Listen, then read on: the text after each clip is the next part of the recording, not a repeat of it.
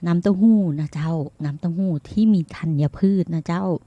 กินยาก่อนอาหารได้เสร็จแล้วก็น้ำเต้าหู้ที่มีธัญพืชหรือว่าอาหารที่เป็นอาหารเช้านะเจ้าคอนเฟกนะเจ้าอาหารที่ไม่ต้องย่อยมากนะเจ้าในลักษณะของเอนชูนะเจ้าคอนเฟกหรือว่าอย่างสปะอย่างนะเจ้ามีหลายอย่างเตรียมกินแล้วก็กินยาแล้วก็ไปวัดกันนะเจ้าจะเวลาทำบุญก็จะบรีบเร่งเมื่อบรีบเร่งใจก็จะสบายนะเจ้าเมื่อใจสบายร่างกายก็สบายตามนะเจ้าความดันทุรังก็จะบ่มีขึ้นมานะเจ้าเบาหวานทั้งร้ายก็บ่ต้องมากลัวนะเจ้าเพราะว่าเราเลือกทานแต่น้ำเต้าหู้ที่ไม่ใส่น้ำตาลธัญพืชใส่น้ำผึ้งเหี่ยจ้อน2 ช้อนหรือกินกล้วยเหี่ยหน่วยนะเจ้าก่อนไปวัดตรงนี้ท่านบอกว่าโอ้ยบ่มักกล้วยก็องุ่นก็ได้ชมพู่ก็ได้นะเจ้าชมพู่น้ำตาลน้อยถ้าบอกว่ามีเวลามาทำมีเวลามาทำใกล้บ้านร้านค้าแถวบ้านเซเว่นอีเลฟเว่นทั้งหลายเพิ่นจะมีผักผลไม้ขายหรือว่าโลตัสทั้งหลายก็มีผักผลไม้ขายโชว์หวยใกล้บ้านก็มีนะเจ้าเพิ่นจะมีตู้ผลไม้ว่างขายกันนะเจ้าถุง5 บาท10 บาท20 บาทก็ว่ากันไปถามว่าเซเว่นมีผลไม้ถุง10 บาทไหมบ่มีนะเจ้าโชว์หวยเอามานำเสนอขายได้กันนะเจ้าในลักษณะโชว์หวยของพื้นถิ่นนะเจ้ามีผักสดมีผลไม้ที่ปอกแล้วเรียบร้อยนะเจ้าตรงนี้เรานำความสบายให้คนรอบบ้านได้โดยวิธีการเป็นโชว์หวยที่บริการดีนะเจ้าตรงนี้เพราะฉะนั้นบางร้านบอกว่าคนหายไปหมดขายของไม่ได้เป็นไปไม่ได้หรอกค่ะถ้าคุณมีอัธยาศัยดีและมนุษยสัมพันธ์ดีและซื่อตรงกับลูกค้านะเจ้าตรงนี้ทนายปอเชื่อมั่นอย่างนี้เนื่องจากว่าคุณพ่อทนายปอก็เป็นพ่อค้ามาตั้งแต่ทนายปอจำความได้นะเจ้าลูกค้ามาหาท่านตลอดนะเจ้าเช้ามืดนี่ก็มาแล้วนะเจ้าตี 4 ตี 5ก็มาหาแล้วนะเจ้าขนาดปิดบ้านลงประตูก็ลูกค้าก็ยังมาหาตาผมของขาดจะเอานั่นเอานี่นะเจ้ากะปิปลาหาน้ำปลาแล้วตาก็เอาตะไดกิโลละ50 ตังค์กิโลละบาทก็ยังมาถึงนะเจ้าตาบอกว่าขายให้พ่อกาแม่กาด้วยกันมันรวยดีลูกสินค้าก็จะได้หมดรวยมามีบูดมามีเน่าก็ว่ากันไปนะเจ้าในลักษณะนั้นหลายๆท่านตอนทนายปอเรียนก็บอกว่าโอ้ยบ้านก้อยเป็นแหล่งเงินของคุณชุมชนทนายปอก็บอกใครจะเชื่อหรอกว่ามันจะเป็นแหล่งเงินได้อย่างไรนะเจ้าบ้านทนายปอก็ไม่ได้ร่ำไม่ได้รวยนะเจ้าบางทีทนายปอเอาสินค้ามาก็เดินไปส่งเปิ้ลนะเจ้าทนายปอก็เลยแซวๆเพื่อทำเป็นบอกว่าเนี่ยเป็นร้านส่งจริงๆแล้วก็คือทนายปอเอาสินค้าเดินไปส่งเปิ้ลก็เลยเข้าใจทนายปอผิดคิดว่าทนายปอพูดโอ้อวดนะเจ้าตรงนี้ต้องขอสุมาอภัยในการพูดกำกวมทำให้ทุกคนเข้าใจผิดและถ้าท่านได้รับความเสียหายทนายปอก็ต้องขออภัยด้วยแต่โดยรวมแล้วทนายปอก็บ่เคยเอาสตังค์ไขมานะเจ้ามีแต่เอาสตังค์ส่วนตัวออกนะเจ้าการรถการน้ำมันการยุกการยานะเจ้าหรือบ้านก็การเถิมก็ว่ากันไปตามกระบวนการนะเจ้าขั้นตอนในการปฏิบัติกิจกรรมทางศาสนาการทำบุญในแต่ละวัดอาจจะแตกต่างกันนะเจ้าในรายละเอียดหลักปฏิบัติส่วนใหญ่แล้ววัดทุกวัดจะคล้ายๆกันนะเจ้ามีการทำวัดสวดมนต์พระสงฆ์จะทำวัดสวดมนต์ก่อนเพื่อพระสงฆ์ทำวัดสวดมนต์จบแล้วอุบาสกอุบาสิกาจึงทำวัดสวดมนต์ต่อเพราะตอนเช้าทุกเช้าวัดทุกวัดเพื่อจะมีการทำวัดเช้าตี 5 ตี 4 ตี 3ก็ว่ากันไปนะเจ้าอุบาสกอุบาสิกาคือเจ้าปุถเฮานี่แหละจึงทำวัดสวดมนต์ต่อจากพระภิกษุสงฆ์บางวัดอาจจะสวดมนต์แปะบางวัดก็อาจจะสดลวดกันไปเลยนะเจ้ามาโวยเค็มโวยนะเจ้าปีนาดเพิ่นฟังไปฮับลูกไปฮับหลานตั้งหน้าไปยการตั้งหน้าต่อก็ต้องฟังกัน